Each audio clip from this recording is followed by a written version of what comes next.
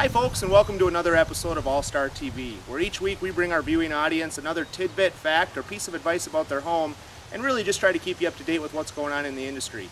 I'm your host, All-Star Justin. Well, with the recent storm activity in the Twin Cities, we've had 3 or 4 waves of storms come through. There's a lot of homes that have been damaged and affected by those storms, and a lot of our homeowners really are calling us and saying, what do we look for as far as damage goes? What do the storms actually do? And what should we be looking for? So we want to help you out with that today. We're going to make 2 videos as far as what to look for on your home, on both the roof, the siding, the windows, and things of that nature, and talk a little bit about what homeowners can do to see if they've really got a legitimate claim and whether they should be calling their insurance company or not. So let's take a look at the house behind me. Folks, a great place to start on your home is looking for collateral damage is what we call it, and that's any damage to the soft metals on the home. You can see here we've got a garage door frame that's matched with wrapped with aluminum coil rather, and that's the most likely area in your home that's going to be damaged by something such as hail. So when we look at this, there's dings all along this metal, and they're kind of hard to see unless the sun's hitting them at just the right angle, but if you've got a piece of sidewalk chalk, you know what the kids use to mark up the sidewalk in the driveway? Turn that on edge and just rub it over your metal, and if John zooms in here, you'll see what happens when you rub that over. We've got a little divot right there, and the chalk won't mark where those divots are. And that's what your insurance adjuster is going to do when he comes out, is he's going to rub that chalk over there and just mark that so he can take a picture of it and document the actual damage to the metal. So you want to do that on your downspouts, your gutters, your metal around your window frames, or for that matter, the windows themselves. You can even do it to the garage door itself if you've got a metal garage door, or metal siding is a great place to start to see if you've got what we call collateral damage. Folks, here we are at an air conditioning unit on the outside of the home, and one of the things you want to be sure to look for on your air conditioning unit is your air conditioning unit that's got a condenser coil on it that's got really soft metal fins.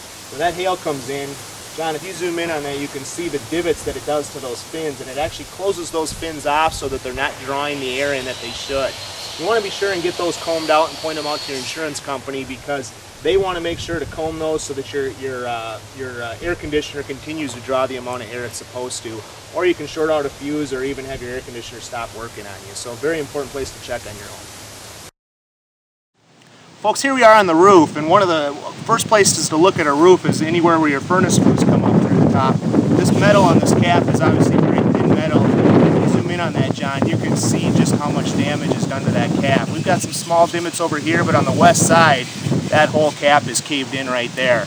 Another place to look is at your roof vents. If you look over here, you can see this is actually a plastic roof vent. A lot of times they're metal, but this plastic one actually has a crack right in there.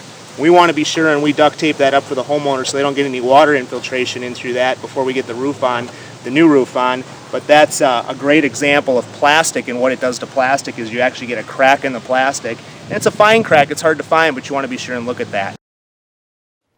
Well, here we are inside the house, and there's 2 things you want to look for when you're inside of the house. Number 1 is water spots on the ceiling. With the heavy rains associated with storms, water has a tendency to infiltrate through vents, through windows, and through other areas in the home that normally you wouldn't have a leak. But with the heavy rains and the heavy winds, you want to be sure and check around the edges of the ceiling, at the seams, around light fixtures and things like that for any kind of water spots that may not have been there before.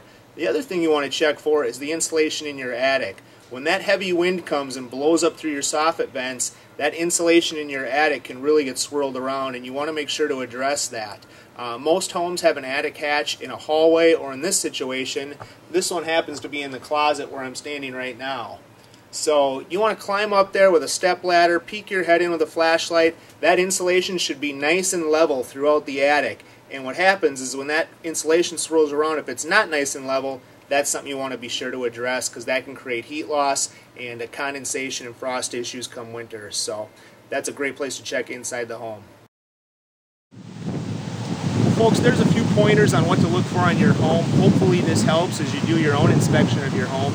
And a couple key pointers to remember. Your insurance company wants to replace what's damaged on your home. And storm claims do not affect your rates.